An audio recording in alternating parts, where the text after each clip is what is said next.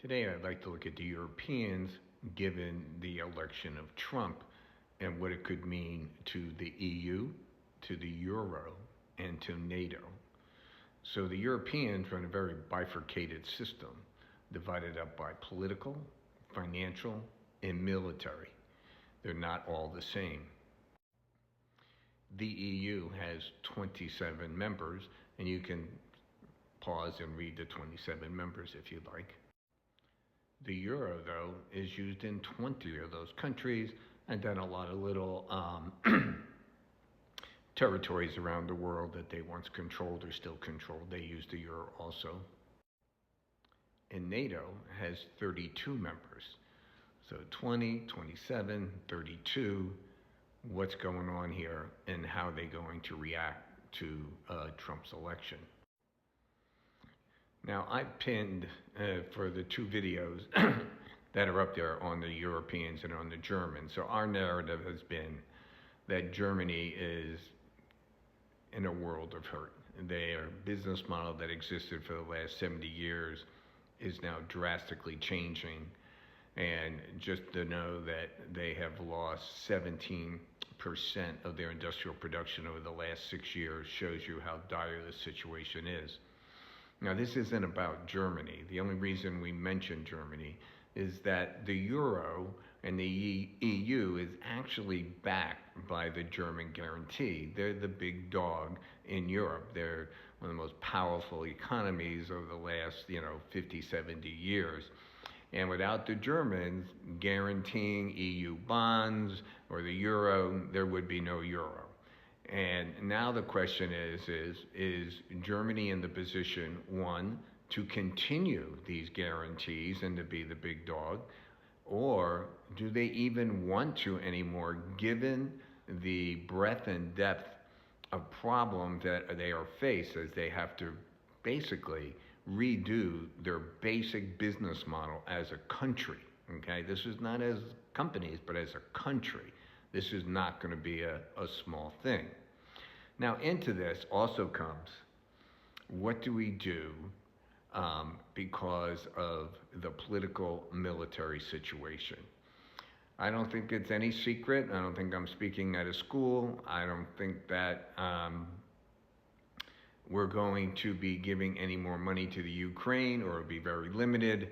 And in fact, today, I believe that the Democrats tried to put in to raise more money for the Ukraine, and the Republicans said no more money. We won't even take it up, all right? So that's the first thing that's going to happen here. So if they cut them off, what does the EU and NATO do? Because they're two different things. Now, the main narrative around the Ukraine that people talk about is that the U.S. and NATO pushed the Russians into attacking Ukraine because that we went right up to their borders, even though the Ukraine doesn't belong to either the EU or to NATO. But historically, going back many centuries, the Russians look at their country, and this is Russia on its side, okay? And the Russians have always tried to control the 9 access points to attack their country. And if you look here, you see all the little blue things. There's 9 of them, all right? Starting up here with the Baltic Sea, and then you have the Polish corridor there. So if you count them, 1, 2, 3, 4, 5, 6, 7, 8, 9. There's 9 of them. And only during the Soviet Union did the Russians control all 9. And after the Soviet Union fell, I think they went back down to 3, all right? So the first ones they took back, way before Putin came in, was Chechen. They took down here at the bottom. That's the first thing they grabbed. And as you can see, they have to take the Ukraine and Poland to control 4 more, all right? So this is a Russian thing. This is not our thing. This is the Russian thing. This is what they want. So the Europeans are divided on what to do with the Ukraine. So look at Germany. And their government just fell. They're going to have an election coming up.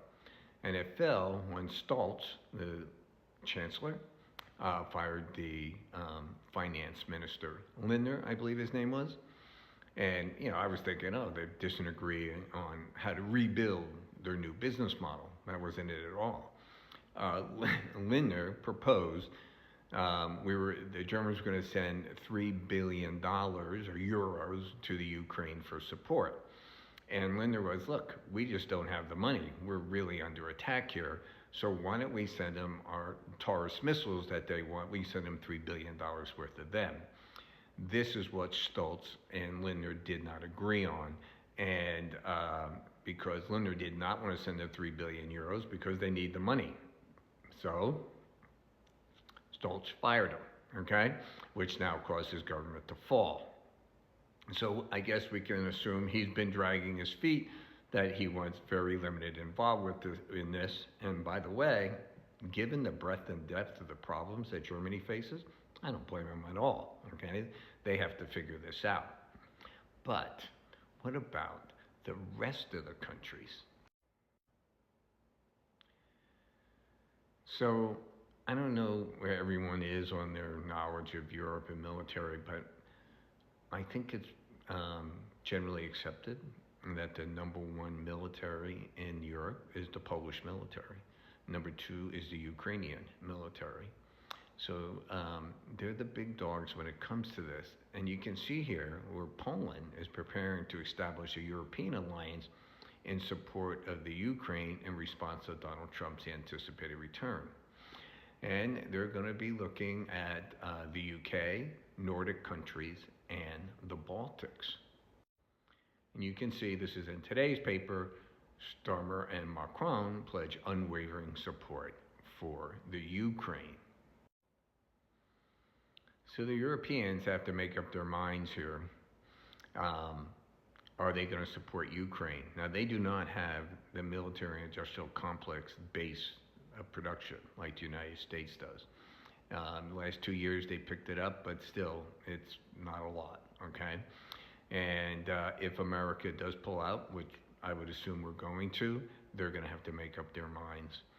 But I was talking to a friend of mine the other day. We talk about this stuff for the last couple of decades. In the last 3 years, we've been totally focused on that the Europeans may not make it out of this this Russian-Ukraine war as a single entity. Well, 3 entities, whatever you want to call it. And so we always felt that Poland was the wild card. In fact, there's my friend last week was like, I don't even think Poland waits for Trump to become elected. They're going to go in themselves. So when you start looking at the map there, you got Estonia, Lithuania, and Latvia. You got Finland. You have Poland, Belarus, Ukraine, and Moldova. These people are on the front line. All these people had the boot of the Soviet on the back of their necks for 50 years. They're not going to go back under any circumstances. They're not going to go back. So here we're faced with a situation where now Germany, if they elect a new government and they decide they're going to pull out of the Ukraine, they're not going to support any more money going to the Ukraine. I don't think that the EU, the Euro, or NATO will survive that decision. And how they break themselves up, as you know in a previous video, we felt that it would be the Germans, the Swedes, the Netherlands going together. We would have the southern France, Spain, Italy, and Greece coming together. And then we would have the centrals coming together because they're on the front line with Russia. And if we cut a deal with Russia and we allow them to reconstitute, which they will absolutely do, they will then start back on their quest of getting the 9 access points to the European plain under their control. And all these countries know this. So like and follow, and let me know what you think in the comments.